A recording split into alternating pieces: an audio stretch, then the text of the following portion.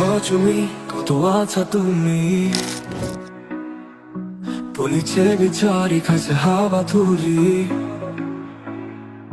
না ভাবিবা তুমি বাসি যাও বলি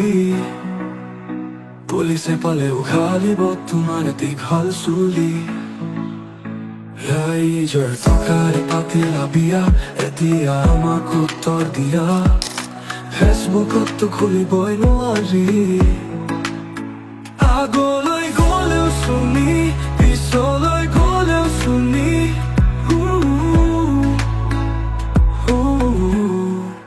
ৰাইজৰ টকাৰে পাতিলা বিয়া এতিয়া আমাক